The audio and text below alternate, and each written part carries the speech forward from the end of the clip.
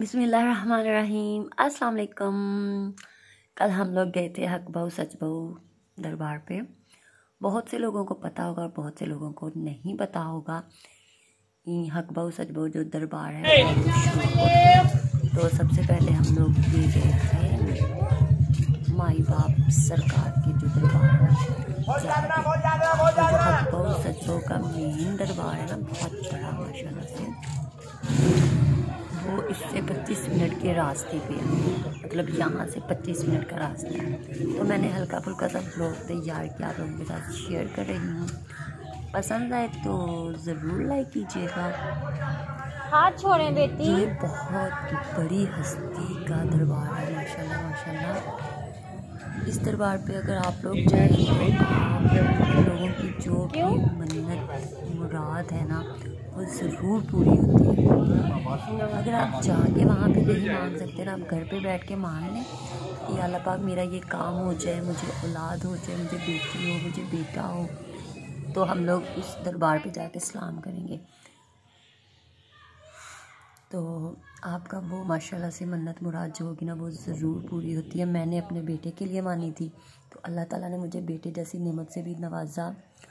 तो फिर हम लोग यहाँ पे अपने बेटे को लेके गए थे सलाम करने के लिए।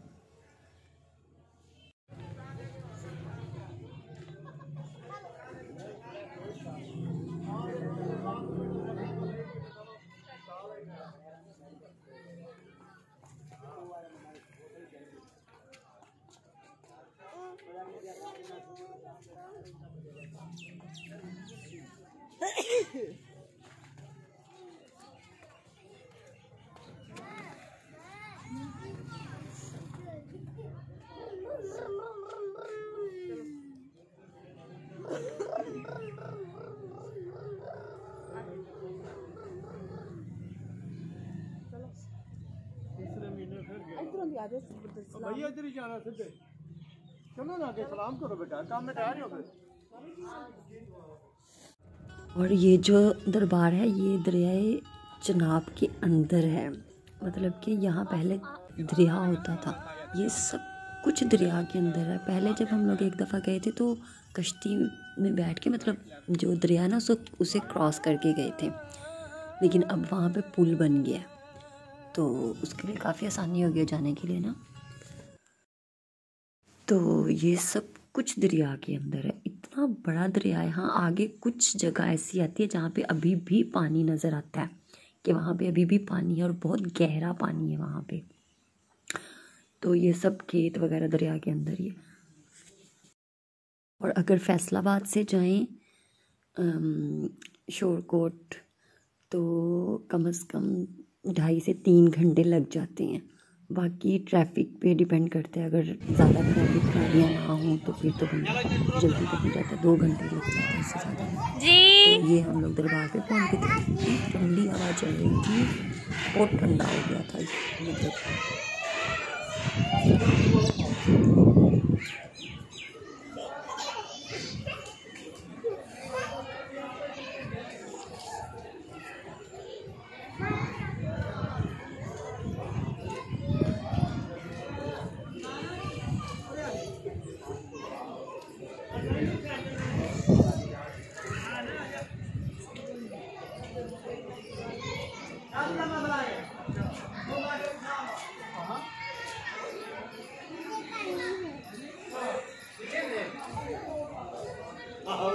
यहाँ दरबार में एक दरख्त है, बेरी का दरख्त कहा जाता है उसे। यहाँ जो बेऔलाद औरतें होती हैं जिन्हें औलाद ही नहीं होती है, वो यहाँ सुबह से लेकर शाम तक बैठी रहती हैं कि उनके झोले में जो बेर है ना, वो बेरियाँ होती हैं, खुश्क बेरियाँ होती हैं छोटी छोटी सी, तो वो कितनी गोली गिरती हैं या नहीं गिरती हैं। जो खुश्क पत्ते हैं वो कितने गिरते हैं या नहीं गिरते हैं।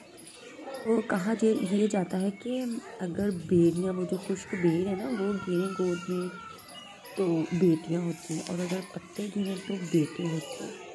और अगर पत्ते 2 गिरें 3 गिरें तो साबत पत्ते जो होते हैं तो उतने बेटे होते हैं, और अगर वो बेरियाँ से गिरें तो बेटियाँ होती हैं, जितने भी 2 3 जितने भी होते हैं। तो हमने भी यहाँ पे चादर बिछाई थी, हमें दी थी किसी ने बिछाने के लिए वहाँ पे। तो हमने जब पहले मैं एक दफ़ा गई थी तब भी हमने चादर बिछाई थी वहाँ पे, तो लेकिन अभी तक उनके घर पे औलाद तो नहीं हुई, 14-15 साल हो गए हैं।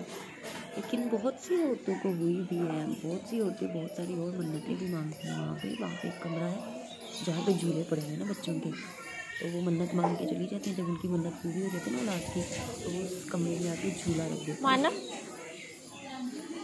तो मैंने वो जो अंकल बाहर बैठे हुए हैं वो बेऔलाद औरतों को खुश्क मट्टी, खुश्क बेल और खजूरें दी हैं। तो मैंने उनसे पूछा था कि अंदर कमरे में जाके वीडियो बना सकते हैं, तो बोलते हैं कि इजाज़त नहीं है। तो फिर मैं अंदर नहीं गई थी, फिर मैंने वहाँ से आई थी वहाँ से।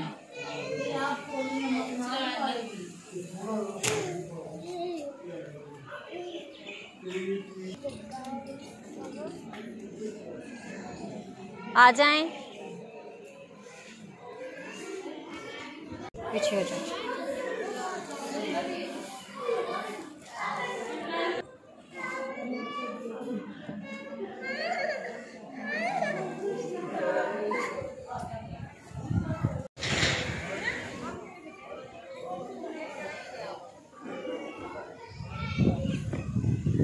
तो यहाँ ये सामने है जहाँ पे सलाम करते हैं, और यहाँ इस कमरे में कबूतर भी ऊपर बैठे हुए हैं, इसी कमरे में जहाँ पे सूरह यासीन या सिपारा वगैरह कुछ भी पढ़ना है आपने, नमाज़ पढ़ सकते हैं। तो यहाँ कबूतर भी हैं, लेकिन वो कबूतर नीचे नहीं उतरते हैं, ऊपर ऊपर ही रहते हैं। तो मैं भी यहाँ पे सूरह यासीन पढ़ने लगी थी और सूरह यासीन पढ़ के इस साइड पे आए थे। तो इस साइड पे ये जो सामने है ना कबूतर, आपको पता है, किसी को पता होगा किसी को नहीं, यहाँ पे जो कबूतर है ना ये अल्लाह अल्लाह का जिक्र करते हैं। अभी आप आवाज़ सुनिएगा इनकी, और इतने प्यारे कबूतर हैं, साफ़ आवाज़ आती है और इतनी मीठी आवाज़ लगती है ना अल्लाह अल्लाह की। और ये जो धागे बंधे आपको नज़र आ रहे हैं, ये जो औरतें मन्नत मुराद मांगती हैं ना, तो वो मतलब किसी भी काम के लिए कि हम आके धागा बांध देंगे, हमारे बच्चे की जॉब लग जाए, औलाद हो जाए, कोई भी आपको मसला हो, यहाँ का धागा औरतें बांधती हैं। तो जब उनकी मुराद पूरी हो जाती है वो आके धागा खोल देती हैं। अपने धागे का तो नहीं पता होता, लेकिन जो भी धागा आप खोल दें तो कोई मसला नहीं होता है।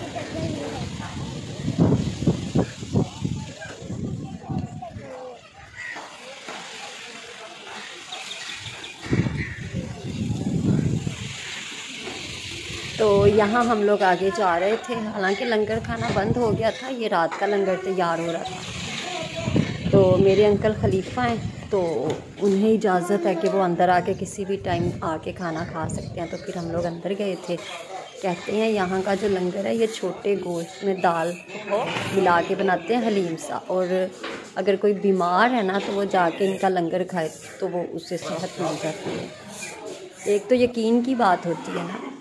तो फिर हमने भी अंदर जाके लंगर खाया था। ये देखेंगे बकरियां बांधी हुई हैं और बहुत ज़्यादा मिकदार में लंगर तैयार हो रहा था वहाँ पे।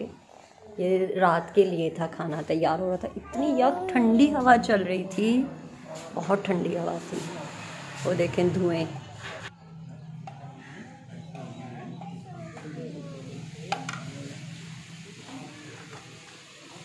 रोटी भी है, रोटी भी है